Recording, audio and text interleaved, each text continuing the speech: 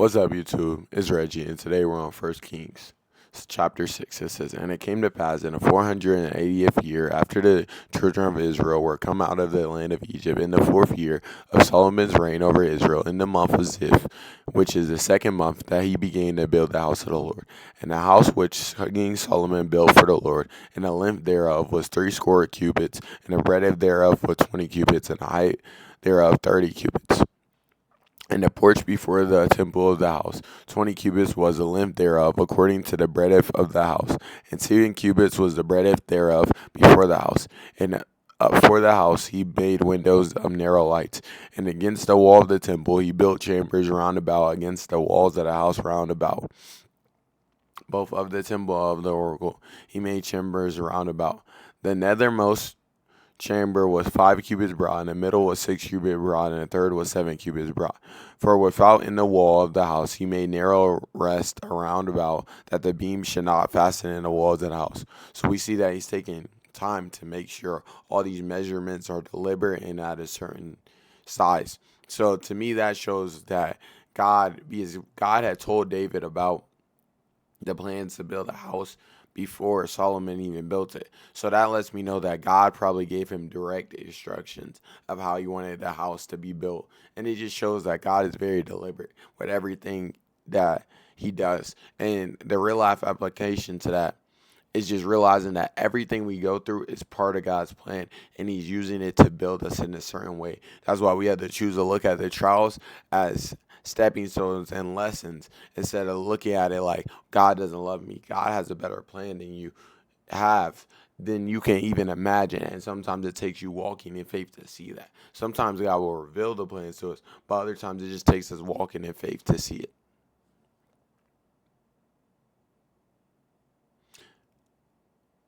It says, "And the house was, when it was in building, was built of stone, made ready before it was brought thither, so that there was neither hammer nor axe nor any tool of iron heard in the house while it was in building. The door was the middle chamber was in the right of the house, and they went up with winding stairs into the middle chamber, and out of the middle into the third." Let's get this now. Okay. It said, "So he built the house and finished it. He covered the house with beams and boards of cedar. And then he built the house chambers against all the house, 5 cubits high, and they rested on the house with the timber of cedar. And the word of the Lord came to Solomon, saying, Concerning this house which thou art in building," move this down so it's out the way. Okay. "If thou wilt walk in my statutes and execute my judgments and keep all my commandments to walk in them, then I will perform my word with thee, which I spake unto David thy father. And I will dwell among the children of Israel, and will not forsake my people Israel." So Solomon built the house and finished it. And when he built the walls of the house within with boards of cedar, both the floor and the house, and the walls of the ceiling, and he covered them on the inside with wood, and covered the floor of the house with planks of fir. And he built 12 cubits on the side of the house, both the floors and the walls with boards of cedar. He even built for it within, even for the oracle, for even for the most holy place. And the house that is the temple before it was 40 cubits long. And the cedar of the house was carved with knops and open flowers, and all was cedar, and there was no stone seam. So this lets me know that God is seeing Solomon build the house, and he tells him to keep the commandments because this is the Old Testament time. So he's telling him, keep the commandments, walk in how my statutes and my ways, and I will keep my promise to keep his generation of kings going, so that their society flourishes, and so that the children of Israel are protected by God, and God never leaves them. But you gotta remember, this is the Old Testament time, so they had to follow the law to gain favor. But because Jesus was our high priest and shed his blood for us, he died, and his blood atonement makes us righteous. So now we get to go to the Father as our own high priest and go and talk to him. Because if you think about high priest, Jesus was a high priest because he died for us and shed his blood, so making a way for us to have a relationship with God. But now the God calls us kings and high priests because at the end of the day, he makes it so we can intercede for ourselves and talk to him because of Jesus' sacrifice. So because Jesus died on that cross and shed his blood for us, we now get to talk to God, get to have relation. And at the time in Old Testament, only high priests could go every now and then and talk to the Lord. And they were lucky to be able to talk to God if he chose to talk to them. But now, because of the blessing that God gave us through his son, Jesus Christ, since he shed his blood for us, we get to talk to the living God as long through prayer, through reading our Bible, through just venting to him. But it takes really humbling yourself to realize you need God to get that type of access to him. Because at the end of the day, we can get as close to God as we want just by seeking him with a pure heart. But when we get too in our head thinking, oh, God doesn't hear me, which causes unbelief. So now you think God's not there. Or when we get too far where we're like, oh, I don't need God, that's where we lose sight of him. But when you keep seeking God with an earnest heart, knowing I need God in everything I do and I'm going to go to him in everything I do, that's when you grow the most. That's when you get closer to God. That's when you'll hear him better. That's when you'll feel the Holy Spirit conviction stronger and stronger. That's when you'll hear his voice clearer and clearer. But it takes you building that relationship. Just like with anybody, you don't just become friends with people overnight. And to the people that don't believe, because you look at other people and be like, that's not how Jesus' character is supposed to be. If Jesus was real, he wouldn't act like this. Don't base your perspective of Jesus on the people, the Christians, the people that say they love Jesus. Think about, for example, if someone says they know you, there's some people that like you, there's some people that don't like you. So there's going to be different opinions on you. But at the end of the day, the only way we would ever get to know each other and truly be in relationship is if you chose to talk to me and vice versa. So if you want to get to know Jesus, don't go to the people that follow Jesus. Go to the one that is Jesus, which is the King of Kings. Run to him. Say, Jesus, if you're real, reveal yourself to me. Talk to him and just vent how you feeling about it. Everything. And that's when you grow the closest to Jesus.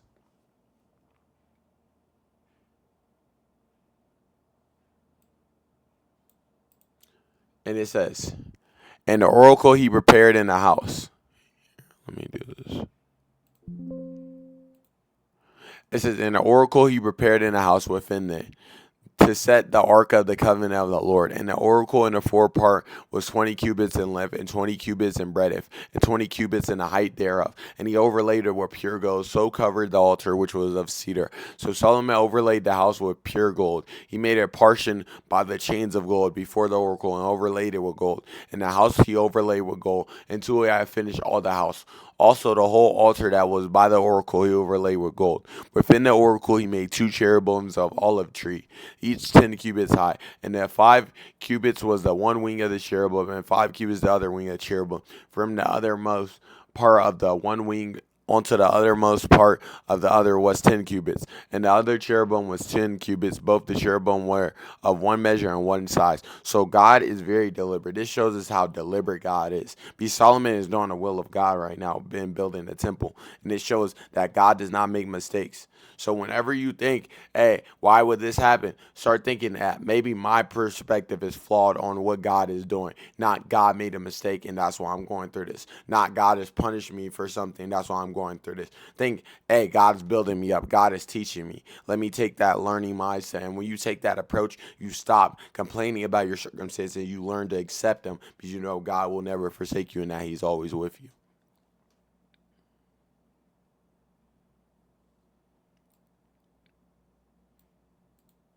It says the height of the one cherub. No, it says, and he set the cherubims within the inner house, and they stretched forth the wings of the cherubim, so that the wing of the one touched the one wall, and the wing of the other cherubim touched the other wall, and their wings touched one another in the midst of the house. And he overlaid the cherubims with gold. He carved all the walls of the house round about with carved images of cherubim and palm trees and open flowers within and without. And the floors of the house he overlaid with gold within and without. And for the entering of the tabernacle, he made the doors of olive tree. The lintel and the side posts were fifth part of the wall. The 2 doors also were of olive tree, and he carved upon them carvings of cherubim, palm trees, and open flowers, and overlaid them with gold, and spread gold upon the cherubims and upon the palm trees. So this lets us know how valuable the temple of God is, because it's covered in gold.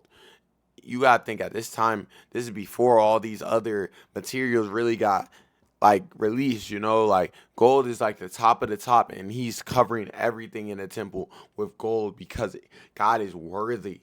He's worthy to receive our best. And the thing that I realize, like, When God's receiving our best, it's faith. Because it says it's impossible to please God without faith. So what does that tell me? That faith is the most important thing to God as far as pleasing him. So the more faith we have, whether it's faith in believing that he has a greater plan for us, walking in faith, like that's the best thing we can do to please God. Walking in faith now. It's not by following commandments, it's by walking in faith, trusting that God has a plan for you.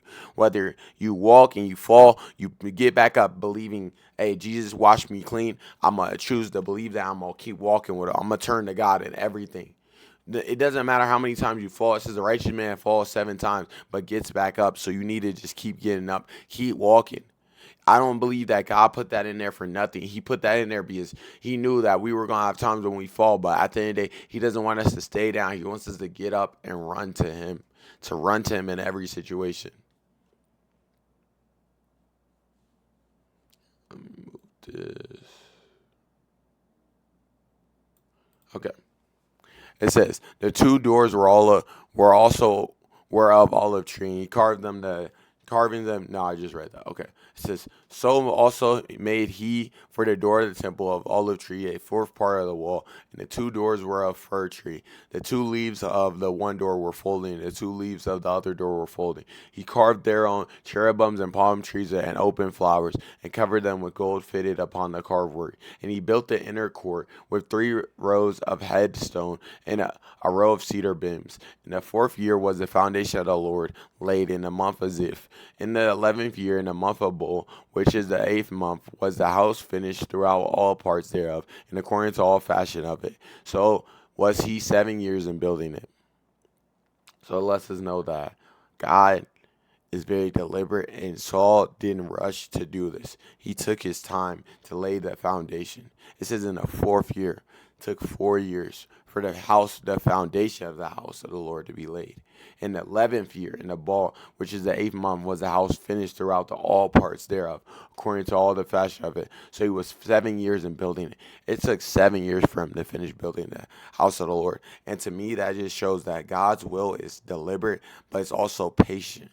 That we have to be patient, trusting God. Too many times we think we put a time limit on how we should receive our blessings, and how we should and when we should. Like if I don't receive it in these months, he's not favorable. He's not real. He's not delivering what he said he would.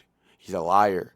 We throw all these words out there, but we see Solomon was building the temple of God for 7 years. And it just shows, like, really look at Old Testament. It shows how God always comes through with his promises, but how it takes time. Sometimes it takes longer than we might think. But at the end of the day, you have to trust God through it all. You have to trust God through the waiting season. You have to trust God during the times where God is building us up. You have to trust God through every different season of your life, and knowing that God has a plan for you. And when you walk in that mindset, when you walk in faith, believing that, that's when you grow the most. So I urge you to change your perspective of how you view the world. Don't view the world like, oh, I'm going through all these trials and tribulations because God doesn't love me. Realize that through the trials and tribulation that God is with you. That Jesus took the punishment, the worst punishment any man has ever went through. And he was man and fully God. He could have easily stopped it. He could have sent angels from heaven. He could have sent hellfire from heaven to just get rid of all of us. But he decided to bear our punishment, bear the wrath that we deserve, shed his blood so we are made righteous and we have a way to heaven through him. That's why it says, I am the truth, the way, and the life. No one will come to the Father except through me. If you don't believe in Jesus, and you let unbelief separate you, you're making a choice to choose hell over God. Because at the end of the day, to get to heaven is not by our own works. We're not justified by our own works, our own actions. It's simply because Jesus shed his blood for us. And if you choose to believe and have faith, you will receive grace through that faith in the blood of Jesus, and you will be saved. I love you, but Jesus loved you enough to die on the cross for you. Remember that. God bless you.